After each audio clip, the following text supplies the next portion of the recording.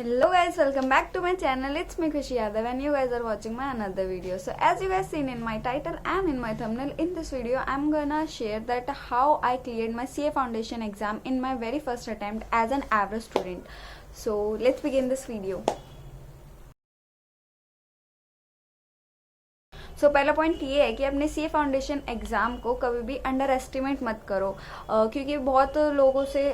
सुना होगा आप सबने भी कि ट्वेल्थ का और सीए फाउंडेशन का जो सिलेबस है कॉमर्स का वो सेम ही है, ऑलमोस्ट सेम है, एक दो चैप्टर्स डिफ़िकल्ट हैं या एक दो चैप्टर्स अलग है। तो ऐसा कुछ नहीं है। जो लेवल ऑफ डिफ़िकल्टी ट्वेल्थ का होता है और जो level of difficulty CA foundation exam का होता है ये बहुत अलग अलग हैं। तो इसीलिए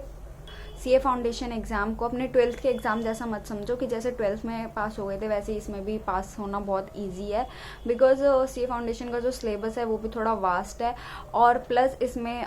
स्कूल्स की तरह एक प्रॉपर गाइडेंस देकर पूरी पढ़ाई नहीं होती। If you are having a coaching institute और कोई गाइडेंस है तब तो फिर ठीक है, बट अगर आप सेल्फ स्टडी कर रहे हो, जैसे मैंने सेल्फ स्टडी से पास करा था, तो अगर आपको सेल्फ स्टडी करके फर्स्ट टाइम में पास करना है तो कंसिस्टेंसी मस्ट है। और दूसरी चीज़ कि आप इस चीज़ को अंडर एस्टिमेट मत करो।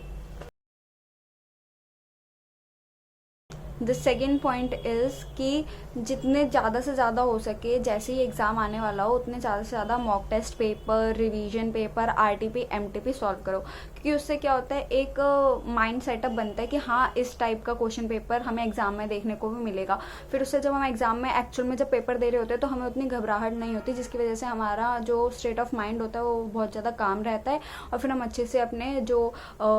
एग्ज़ाम है उस पर फोकस कर पाते हैं। क्योंकि नो मैटर आपने कितनी भी पढ़ाई करी हो, 6 महीने लगा के, 1 साल लगा के, कितने भी दिन लगा के आपने पढ़ाई करी हो, आपने उस 3 घंटे में और उस 2 घंटे में जो भी लिखा होता है अपने एग्ज़ाम में वही चीज़ जो है आपको पास या फेल करवाती है। तो इसीलिए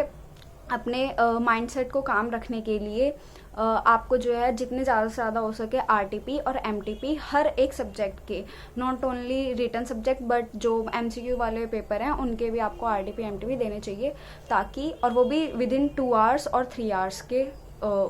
सेटअप में, ताकि आपका ब्रेन जो है वो अडेप्ट हो सके वर्किंग एग्जामिनेशन सिचुएशन के लिए।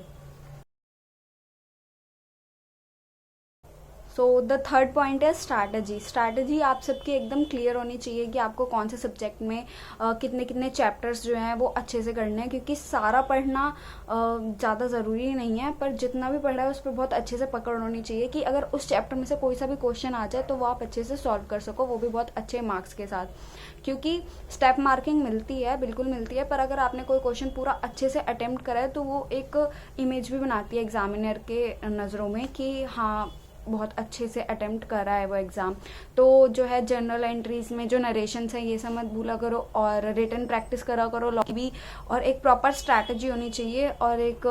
कि मेरे को ये सब्जेक्ट में ये चैप्टर्स तो अच्छे से रट ही रखे हैं मैंने, और उसका ही बार बार टेस्ट देकर तैयारी अच्छे से उस चैप्टर की करा करो।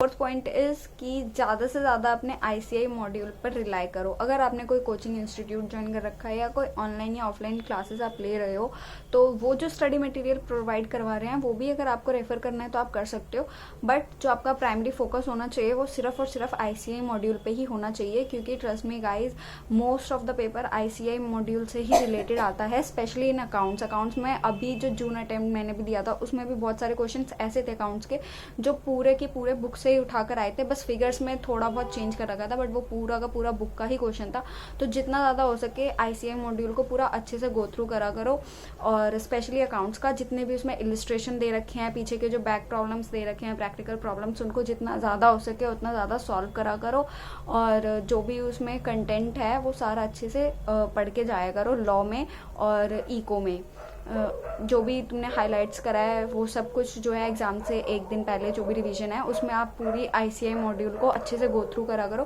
क्योंकि वहीं से क्वेश्चन बन के आते हैं, जितने भी क्वेश्चन बन के आते हैं लॉ में भी और अकाउंट्स के पेपर में भी, और मैथ्स और इकोनॉमिक्स में भी वहीं से ही जो है सारे क्वेश्चन जो है वो फ्रेम होकर आते हैं। और इकोनॉमिक्स में जितने भी पीछे एमसीक्यूज दे रखे होते हैं वो सारे सॉल्व करा करो, प्लस जो पिछले 3 से 5 अटैम्प्ट के भी आरटीपी एमटीपी जो आईसीआई रिलीज करती है वो भी प्रैक्टिस करके जाया करो। So that's it for the video. अगर वीडियो अच्छी लगी हो तो please like it, share it and subscribe to my channel. ऐसे ही सीए से रिलेटेड वीडियोस इस चैनल पे आते रहेंगे। Stay tune with me guys. So bye.